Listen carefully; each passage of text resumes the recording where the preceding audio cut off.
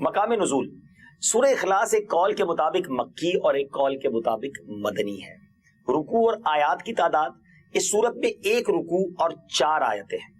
سورہ اخلاص کے اسماء یعنی اس کے نام اور اس کی کیا وجہ ہے اتنے سارے نیمز ہونے کی. مفسرین نے اس سورت کے تقریباً 20 نیمز ذکر کیے, 20 نام, ان میں سے 4 میں آپ کو بیان کرتا ہوں. اس سورت میں اللہ تعالیٰ کی خالص توحید کا بیان ہے, اس وجہ سے اسے سورہ اخلاص کہتے ہیں.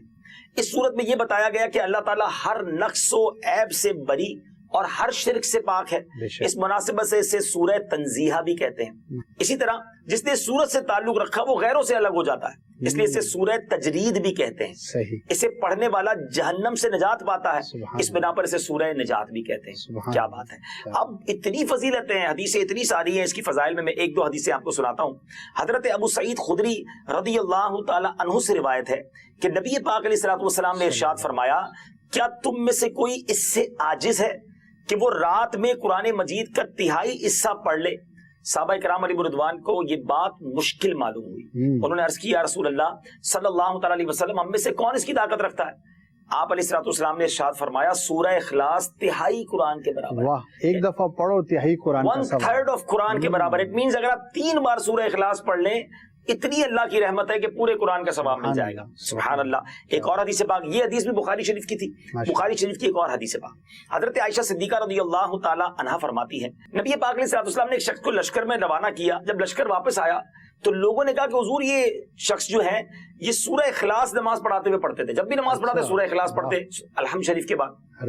تو جب نبی پاک علیہ الصلوۃ والسلام نے جب لشکر واپس آ کے یہ بات کی تو پیارے آقا علیہ الصلوۃ والسلام نے فرمایا, اس سے پوچھو یہ کیوں ایسا کرتے تھے. اچھا. تو انہوں نے جب لوگوں نے ان سے پوچھا تو انہوں نے کہا کہ یہ سورت رحمان کی صفت ہے, اس وجہ سے میں اسے پڑھنا پسند کرتا ہوں. سبحان اللہ. پیارے آقا علیہ الصلوۃ والسلام نے ارشاد فرمایا, اسے بتا دو کہ اللہ تعالیٰ اس سے محبت کرتا ہے. سورہ اخلاص سے محبت کرنے والے سے اللہ تبارک و تعالیٰ محبت فرماتا ہے. بشارت ہے, کون نہیں چاہے گا. کیوں نہ ہم سورہ اخلاص کو بہت زیادہ کثرت سے پڑھیں. اب سورہ اخلاص نازل کیوں ہوئی؟ سبحان اللہ. اس کا جو بیک گراؤنڈ ہے نا, کمال کا بیک گراؤنڈ. اب نبی پاک علیہ الصلوۃ والسلام نے جب غیر مسلموں کے سامنے, کفار کے سامنے اللہ رب العزت کا نام لیا, پیغام دیا, اللہ وحدہ لا شریک کی طرف بلایا, تو انہوں نے طرح طرح کے سوال کیے. کوئی کہتا کہ اللہ کا نسب کیا ہے, کوئی کہتا تھا کہ وہ سونے کا ہے یا چاندی کا ہے, لوہے کا ہے یا لکڑی کا ہے, کس چیز کا ہے, کیا کھاتا ہے, وہ کیا پیتا ہے, ربوبیت اس نے کس سے ورثے میں پائی ہے, اس کا کون وارث ہوگا. اس کے جواب میں اللہ تعالیٰ نے سورت نازل فرمائی اور اپنی ذات و صفات کا بیان فرما کر معرفت کی راہ واضح فرما دی. یعنی بتا دیا کہ اس کا کوئی شریک نہیں, اس کا کوئی والد نہیں, اس کا کوئی بیٹا نہیں.